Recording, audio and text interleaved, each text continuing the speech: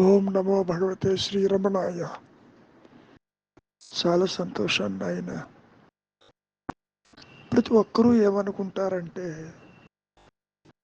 నేను శ్రద్ధగా పని చేయకపోతే ఆ పని చెడిపోతుంది కదా, నేను ఆత్మమూలంలో ఉంటే ఈ పని ఎవరు చేస్తారు, నేను చేస్తేనే అవుతుంది కదా, దానంతటది సాగుతుందా అనేటటువంటి విషయం ప్రతి ఒక్కరిలోనూ ఇలాగే ఉంటుంది. ఈ సందర్భంలో మహర్షుల వారిని ఒకరు అడుగుతున్నారు, లోపల దైవాన్ని అన్వేషిస్తున్నప్పుడు బాహ్య విషయాలు తామంతటా అవి సాగిపోతూనే ఉంటాయని గతంలో మీరు చెప్పారు కదా. దానికి ఉదాహరణ కింద శ్రీ చైతన్యులు తమ శిష్యులకు బోధించే సమయంలో వారు దేహం మరిచి కృష్ణ విషయంగా మాట్లాడుతూ ఉండేవారని ఆ శ్రీ చైతన్య చరిత్రలో కూడా ఉంది కదా. నా అనుమానం ఏమిటి అంటే, ఇక్కడ వ్యవహారాలు అవే జరుగుతాయి అని మనం వదిలేసి కూర్చోవచ్చునా? నీ ప్రయత్నం లేకుండా అవి సాగిపోతాయా? వాటి మీద ఒక కన్ను వేసి ఉంచాలా వద్దా? లేకపోతే అవి ఎలా సాగుతాయి?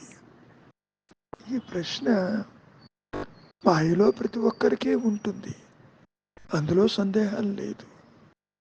దీనికి కారణం తాము చేస్తున్నామని కర్తృత్వము చేత నేను చేస్తేనే పనులు అవుతాయి, లేకపోతే పనులు కావు అనే భావన తీవ్ర స్థాయిలో ఉండటం వల్ల మహర్షులు వారు ఎంత చెప్పినా, నీవు కర్తవి కాదన్నా, నీవేవి పని చెయ్యలేవన్నా, నీవొక పనిముట్టువన్నా, నిన్ను ఈ సర్వాన్ని నడిపించేది ఆ ఉच्चతర శక్తి అని చెప్పిన అది ససేమిరా మింగుడు పడదు.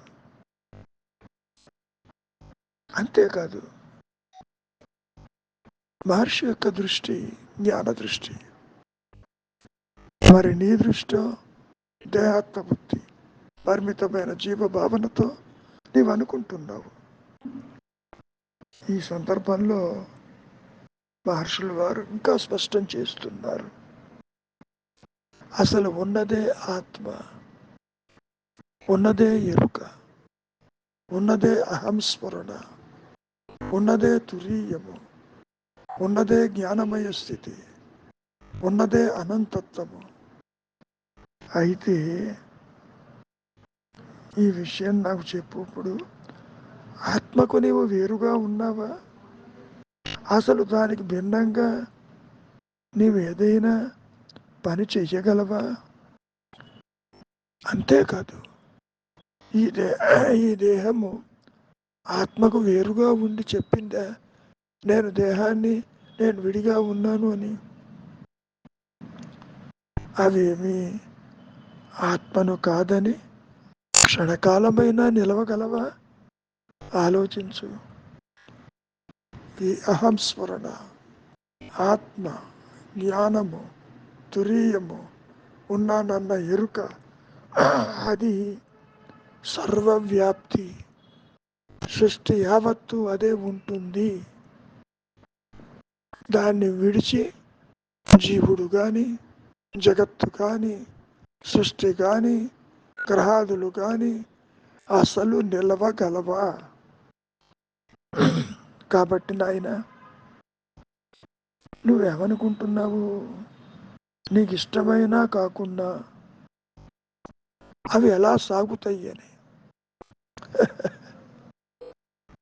ఇప్పుడు నువ్వు చేసే వృత్తులు నీవు చేస్తున్నావని అనుకుంటున్నావు కర్తృత్వము చేత, కానీ ఈ వృత్తులన్నీ కూడా నీకు ఇష్టం ఉన్నా కాకుండా అవే సాగిపోతాయి. అదంతా కూడా అప్రయత్నంగానే జరిగిపోతుంది సుమా. ముఖ్యంగా ఆత్మను గమనించుకోవటంలో వృత్తి విషయం పరికించటము కూడా దానిలో భాగమే సుమా. అది కలిసి ఉంటుంది. నువ్వేమనుకుంటున్నావు? ఆత్మకు విడిగా ఉంటూ నేనేదో పని మీద ధ్యాస పెట్టానని. ఈ ధ్యాస కూడా ఆత్మలోని భాగమే. ఆ విషయం గుర్తుపెట్టుకో. ఇది నీకు అర్థం కావాలి అంటే నీ మూలం తెలియాలి, సత్యం నీకు అవగతం కావాలి. అంతవరకు నీవు కర్తవ్యం అనుకుంటావు. నేను చేయకపోతే ఎవరు చేస్తారంటున్నావు. బాగా విచారించు. ఇంకా నువ్వు అడుగుతున్నావు, నేను ఒకవేళ గమనించకపోతే పని పూర్తిగా చెడిపోతుంది కదా. ఎన్నిసార్లు చెప్పినా, ఎన్ని రకాలుగా చెప్పినా తృప్తి ఉండదు. మహర్షి ఇంకా చెబుతున్నారు, నీవు దేహం అనుకుంటున్నావు కనుక ఈ సర్వకర్మలు చేస్తున్నది నీవే అని భావిస్తున్నావు, కర్తృత్వంతో భావిస్తున్నావు. నేను చేయకపోతే ఎవరు చేస్తారు, నేను చేస్తేనే ఇది అవుతుంది అని నీవు అనుకుంటున్నావు. కానీ ఒక విషయాన్ని బాగా గమనించు. నీ పని, ఈ దేహము, దాని ఆచరణలన్నీ ఒక్కసారి విచారించు. ఆత్మకి వెలిగా సంభవించవు కదా, అది కూడా ఆత్మలోనిదే కదా. ఒకవేళ పనిని నీవు గమనించావా లేదా అన్నది లెక్కలోనిది కాదు. అంతవరకు దేనికి? ఒక చోటు నుంచి మరో చోటికి నీవు ప్రయాణం చేసి నడిచిపోతున్నావు అనుకో. నీవు వేసే ప్రతి అడుగు, ప్రతి క్షణము ఆలోచించి అడుగులు చూచుకుంటూ వేస్తావా? లేదు కదా. ఇంతకంటే నీకు దృష్టాంతరం ఏం కావాలి? కొంతసేపటిలో గమ్యంలో నీవు ఉంటావు కదా. నీ పని, నడక, నీ శ్రద్ధ అటు లేకున్నా జరుగుతున్నదా లేదా? ఈ విషయం నాకు చెప్పు. ఎలా సాగుతుంది?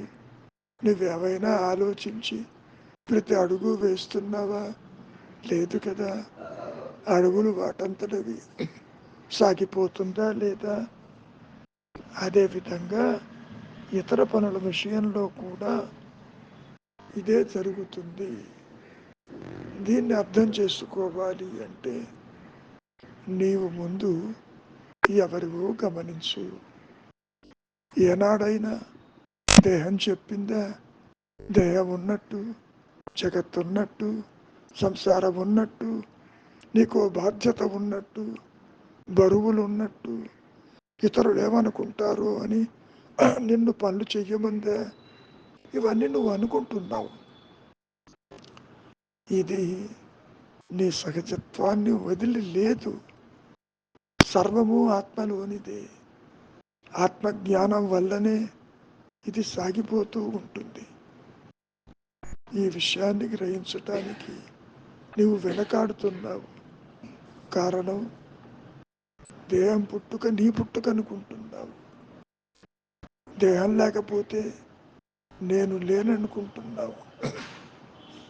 నీవు అనుకుంటూనే పళ్ళు సాగుతాయి అని అనుకుంటున్నావు. చాలా పొరపాటు. నీవనుకునేది, నీవు చేస్తున్నది మరి ఆత్మను విడిచి ఉన్నదే? అంతా ఆత్మలోనిదే కదా. ఈ సంకల్పం కూడా ఆత్మలోనిదే. నేను చెయ్యకపోతే ఇది ఎలా సాగుతుందని అనే విషయం కూడా ఆత్మలోనిదే సుమా. ఇది బాగా గమనించు. అంతవరకు దేనికి? గ్రహాదులు గతి తప్పకుండా అంత పర్ఫెక్ట్గా ఏ విధంగా కదిలిపోతున్నాయో తెలుసా?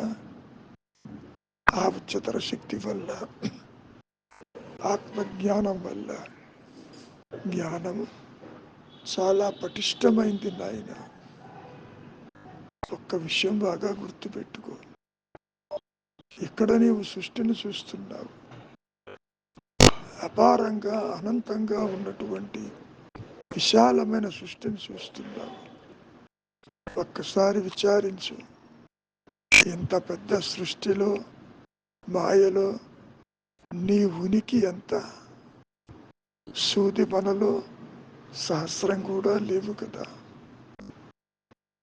అంటే నిన్ను, ఈ సృష్టిని, అనంతమైనటువంటి ఈ సర్వలోకాలని ఎవరు నడుపుతున్నారు? నువ్వు నడుపుతున్నావా? అది అయ్యే పనేనా? నీవెవరివో గుర్తించు.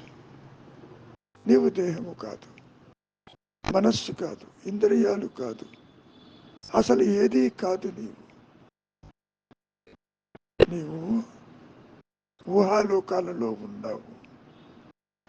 Your imagination has no limitation.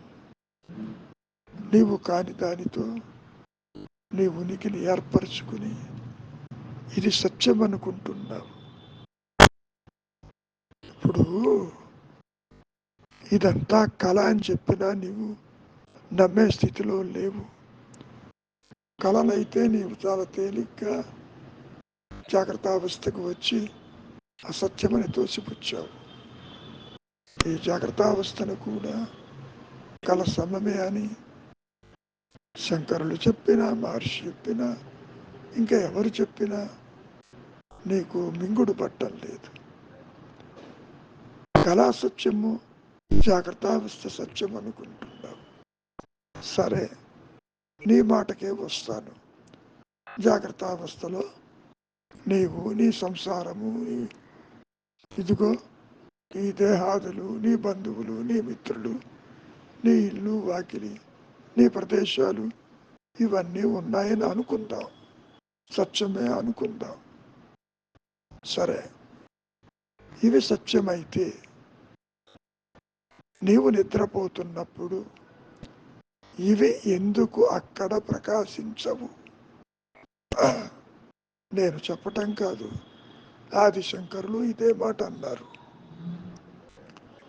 జగత్తు సత్యమైతే అదెందుకు ప్రకాశించదు నీవు నిద్ర పోతున్నప్పుడు? మరి ప్రకాశిస్తుందా లేదా చెప్పు. లేదంటున్నావుగా, దాని అర్థం ఏంటి? ఇవన్నీ నీ ఆలోచనలు మాత్రమే. ఆలోచనలకి స్వస్తి చెప్పు. వాటి వెంట పరిగెత్తవద్దు.